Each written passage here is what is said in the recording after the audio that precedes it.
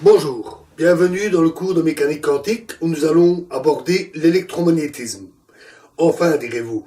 Mais bon, l'électromagnétisme, ce n'est rien d'autre que tout ce que nous avons vu jusqu'ici sur l'électricité et le magnétisme. Ce n'en est qu'une synthèse. Cette synthèse fut effectuée par Maxwell, essentiellement à partir des travaux expérimentaux de Faraday. Elle regroupe 4 équations. La première, c'est la loi de Gauss, que nous avons vue, et qui dit que le flux du champ électrique dans une surface fermée est égal à la charge électrique à l'intérieur de cette surface. On peut la mettre sous une forme locale, c'est-à-dire au lieu de considérer une sphère, nous considérer qu'un point, grâce à un objet mathématique appelé divergence. Nous n'en donnerons pas la formulation ici, bien entendu, nous noterons simplement div. Et la formulation mathématique dit simplement que la divergence de E est égale à la densité de charge électrique, c'est-à-dire la quantité de charge par unité de volume. On la note normalement par la lettre ρ. Donc, divergence de E égale ρ. Équation très simple. Ensuite, il y a le pendant magnétique qui dit qu'il n'y a pas de monopôle. Donc, pas de charge magnétique. Divergence B égale 0. À nouveau, très simple. 3. Nous avons vu qu'un courant produit un champ magnétique ou une variation du champ électrique produit un champ magnétique. Notons que la variation du champ électrique est souvent appelée courant de déplacement. Ce nom a été donné par Maxwell parce qu'il résulte habituellement du déplacement de charge électrique. On l'appelle aussi courant de déplacement de Maxwell. Et le champ magnétique qui est produit prend la forme de lignes de champ circulaires, comme nous l'avons vu, et on peut calculer la quantité, entre guillemets, de champ magnétique le long de cette boucle, en faisant en quelque sorte la somme du champ magnétique tout le long de ce trajet.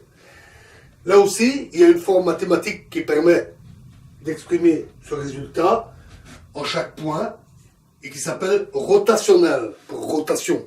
À nouveau, nous n'en donnerons pas la formulation mathématique exacte, bien entendu, pas ici, mais on écrit rotationnel de B.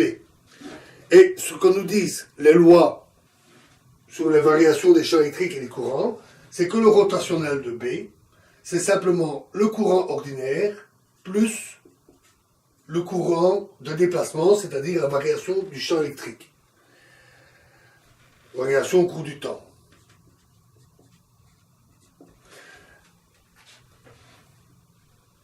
À nouveau, une formule, une équation très simple. Évidemment, il y a l'expression des div et des rot, mais bon, globalement, ça reste des équations fort simples. Enfin, il y a la quatrième, qui est la loi d'induction de Faraday, et qui dit exactement l'inverse, à savoir qu'une variation du champ magnétique produit un champ électrique, à nouveau sous forme d'une boucle, et rotationnel du champ électrique égale moins la variation au cours du temps du champ magnétique. Rappelez-vous que les boucles étaient inversées dans les deux cas, ça se traduit par un signe moins au lieu d'un signe plus, ce qui est assez important en réalité. Et il n'y a pas de courant, parce qu'il n'y a pas de courant magnétique, pas de charge magnétique, pas de monopôle. Ces 4 équations forment ce qu'on appelle les équations de Maxwell. En réalité, c'est un peu impropre, parce que Maxwell a écrit beaucoup plus que 4 équations. Il y en avait une bonne dizaine, avec des tonnes de champs intermédiaires, et c'est Heaviside qui a nettoyé un peu tout ça, qui a simplifié. Mais il n'a pas modifié les équations de Maxwell, il les a simplement rendues plus claires, sous cette forme moderne. À ça, il faut rajouter 2 équations supplémentaires. Une qui en fait peut se déduire des précédentes, mais qui est très utile en soi, c'est la conservation de la charge électrique. Elle dit que si on prend une surface fermée, alors le courant qui rentre dedans est égal à la variation de charge électrique à l'intérieur. S'il n'y a pas de courant qui rentre ou qui sort, ou si le courant qui rentre ressort, la quantité de charge à l'intérieur ne varie pas. C'est exactement ce qu'on a lorsque l'on charge un condensateur ou une bouteille de lait. On envoie un courant électrique qui charge le condensateur. Et ça se traduit simplement par une équation qui dit que la divergence de la charge est égale à 0. Donc, il y a une conservation, et pardon, la divergence de la charge est égale à la variation au cours du temps de la charge. Donc, le flux de courant, comme ici avec le flux du champ électrique, le flux de courant égale la variation de charge à l'intérieur. Le fait que la charge soit conservée, bon, ça peut sembler une évidence, puisque nous l'avons vu, les charges électriques sont habituellement dues aux électrons, et la conservation de la charge, ça exprime simplement le fait que le nombre d'électrons est constant, il est conservé. Les électrons ne sont pas créés ou détruits. La dernière équation s'appelle loi de Newton-Lorentz. Nous avons vu que les charges électriques soumises à des champs électriques subissent une force. Celles qui se déplacent dans un champ magnétique subissent une force. Et cela donne simplement une loi, force égale la charge électrique, Q, fois le champ électrique, plus la charge électrique, fois la vitesse, fois le champ magnétique. Pour être exact, celui-ci est perpendiculaire. Nous avons, rappelez-vous, le petit dessin que nous avions fait avec le mouvement de la charge, le champ magnétique, la force appliquée qui était perpendiculaire. Il y a une forme mathématique pour écrire ça, avec des vecteurs, nous ne l'écrirons pas ici. L'important, c'est qu'on a une formule qui donne la force en fonction de charge, champ électrique et vitesse et le champ magnétique. Ces équations sont suffisantes pour résoudre tout problème. Vous prenez des courants, vous prenez des charges, vous prenez des champs électriques, magnétiques dans une situation initiale, et vous résolvez les équations. Éventuellement, ça peut être compliqué, ça peut devoir se faire sur ordinateur. Et vous calculez ainsi l'évolution des champs électriques et magnétiques au cours du temps et la position des charges électriques et des courants au cours du temps.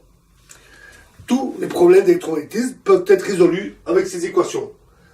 Petit détail, on n'a pas tenu compte ici de la présence de matière qui peut influencer les champs électriques ou magnétiques. Bon, ce n'est pas très important pour nous ici. Ces équations peuvent être encore simplifiées.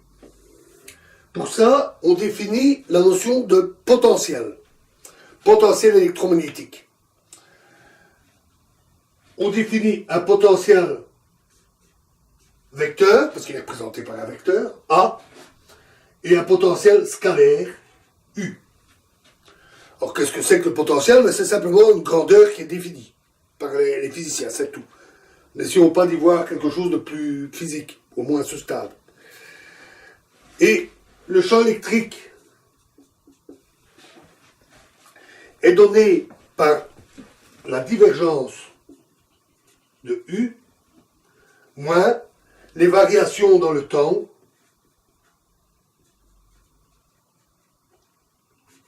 du potentiel vecteur. Et le champ magnétique est donné par le rotationnel du potentiel vecteur. Ça peut sembler arbitraire, en fait ça n'est pas. Si on prend ces définitions-là et qu'on regarde les équations, on constate que les équations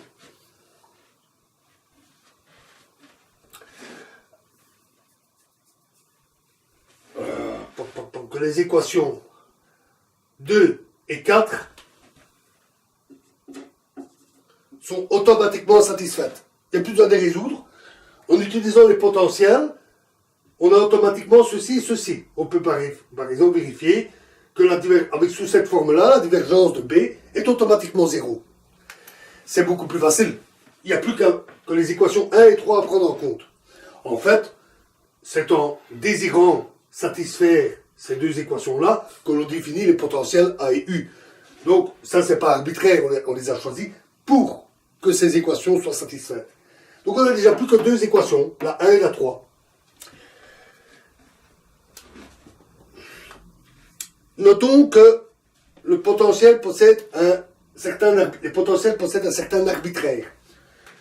On peut prendre une fonction phi de l'espace et du temps, absolument quelconque. Si on change A en A plus la variation spatiale de A, de phi, pardon, et si on change U en U plus la variation dans le temps de phi, donc on choisit une fonction phi arbitraire et on modifie les deux potentiels, eh bien ça change qu'un. Les champs électriques et magnétiques restent totalement identiques. Donc il y a un certain arbitraire dans les choix des potentiels et il s'est appelé arbitraire ou invariance de jauge. Le nom est un peu étrange, il a des origines historiques que votre serviteur ne connaît pas. Et phi est souvent appelé un choix de jauge. Quel choix peut-on faire? Parce que des possibilités de variation arbitraire, c'est toujours un peu embêtant. On aimerait bien que nos potentiels soient bien définis. On va donc effectuer un choix de jauge. Mais il y en a des tas. Selon les besoins, les circonstances, beaucoup existent, comme la jauge axiale et bien d'autres. Mais nous n'allons en présenter que deux, qui sont les plus courantes. Il y a la jauge de Coulomb. En fait, ça revient à dire que on impose que la variation spatiale de A soit égale à 0. On montre que, en fonction de l'arbitraire, c'est toujours possible de faire ce choix. Et si les charges électriques sont statiques, c'est-à-dire immobiles, dans le cas de l'électricité statique, alors on peut calculer U, et il est égal à la densité de charge divisée par la distance. C'est ce qu'on appelle le potentiel de Coulomb. La loi de Coulomb en découle directement à partir de ces équations. Et les équations, d'une manière générale, deviennent beaucoup plus simples. Toutefois, ceci n'est vrai que dans le référentiel où les charges électriques sont immobiles. On a donc imposé un repère absolu. Ça peut poser des difficultés si on a besoin de travailler dans un cadre relativiste. Il existe une autre jauge, appelée jauge de Lorentz, qui dit que la variation spatiale de A moins la variation temporelle de U égale 0. Pour être exact, il y a aussi une constante C qui intervient, c'est la vitesse de la lumière dans le vide. C'est ce choix qui permet de fixer les potentiels est appelé jauge de Lorentz et on vérifie que ce choix est compatible avec la relativité. C'est-à-dire que si on change de référentiel, on effectue les transformations nécessaires, transformations de Lorentz, et on vérifie que cette règle est toujours respectée. Ça simplifie aussi les équations. C'est donc très utilisé, c'est un choix qui est souvent fait. Dernière simplification. On voudrait définir ce qu'on appelle un tenseur électromagnétique. Alors, grand mot avec le mot tenseur, peu importe ce que ça signifie exactement mathématiquement, vous allez voir, c'est pas très compliqué. On se place résolument dans un cadre relativiste. Parce que c'est intéressant à dire, mais les équations de Maxwell, elles sont invariantes sous les transformations de Lorentz, ce sont des équations relativistes. Lorsqu'elles ont été trouvées, Einstein n'était même pas encore né ou n'avait pas encore rêvé d'inventer la relativité. La relativité n'existait pas. C'est donc des équations relativistes avant l'heure. C'est à partir de ces équations que Lorentz a découvert ces transformations de Lorentz, mais il a fallu attendre Einstein pour réellement comprendre ce que cela signifiait. Dans le cadre, donc, puisque ces équations sont relativistes, il est normal de se placer dans un cadre entièrement relativiste. Dans le cadre relativiste, on n'a pas l'espace d'un côté et le temps de l'autre, mais l'espace-temps, vu comme un tout. C'est donc un espace à 4 dimensions, auquel à chaque point, chaque événement, on attribue 4 coordonnées, x, y, z, la position, et le temps. Ça, c'est une chose que nous avions vue. Donc, on voit ces 4 coordonnées comme les coordonnées d'un espace à 4 dimensions. Les 3 dimensions spatiales et l'instant, le temps au moment où les choses se passent. On l'appelle aussi espace-temps de Minkowski. Et on peut définir dans cet espace-temps, cet espace à 4 dimensions, des objets tels que des vecteurs, les flèches, comme nous avions déjà vu. Sauf qu'au lieu d'être des flèches dans un espace à 3 dimensions, c'est des flèches dans un espace à 4 dimensions. Tout ça est un peu abstrait, c'est de la géométrie, à moins que vous ne soyez doué pour visualiser des espaces à 4 dimensions. Mais le principe n'est pas très compliqué. Ce sont des grandeurs avec 4 composantes, 3 pour l'espace, 1 pour le temps. On vérifie que l'on peut mettre les quantités telles que le courant électrique sous forme d'un vecteur à 4 dimensions. On parle aussi de quadrivecteur. Jx, Jy, Jz. Ça, c'est le courant tel que nous l'avions vu, avec ses 3 composantes spatiales, puisque c'est un vecteur, et la densité de charge. Le potentiel vecteur, c'est un vecteur de ax, ay, az, et le potentiel scalaire. À nouveau, il y a des constantes C que je néglige dans les équations, peu importe. On a donc chaque fois 4 composantes. Bien sûr, il ne suffit pas de les écrire comme ça pour que ça soit juste. On vérifie que tout ça correspond bien des quadrivecteurs au sens de la relativité. Il y a tout un travail mathématique là derrière. Et on définit un tenseur, qu'on note souvent F, dit tenseur électromagnétique, qui peut s'exprimer comme un tableau de 4 nombres sur 4 nombres. Donc retenez comme ça. Un tenseur, dans un espace-temps à 4 dimensions, c'est un tableau de 4 nombres sur 4 nombres. On voit la généralisation par rapport à un simple nombre, comme x, un vecteur, 4 nombres, et un tenseur, 4 nombres sur 4, sous forme d'un tableau. Et on peut écrire les différentes composantes des champs électriques et magnétiques à l'intérieur de ce tableau, pour remplir les différentes cases, d'une manière bien précise, que je ne vais pas vous détailler.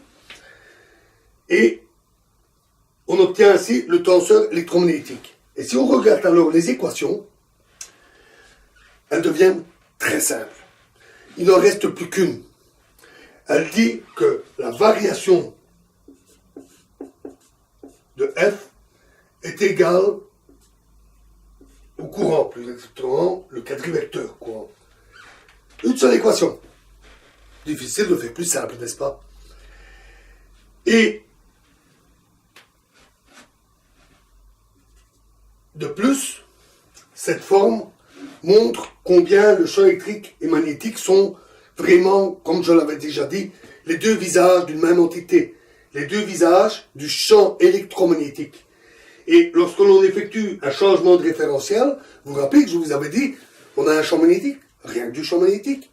On change de référentiel, on voit un champ électrique en plus, ou l'inverse. On a un champ électrique pur, on déplace le champ électrique, on voit un champ magnétique. On se déplace et on voit un champ magnétique.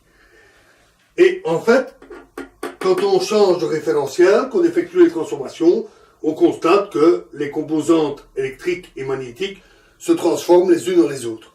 Tout ça forme une belle unité, le champ électromagnétique. La résolution des équations n'est pas toujours facile, mais il y a une solution qui va pour nous être très importante et que nous verrons la fois prochaine. Merci.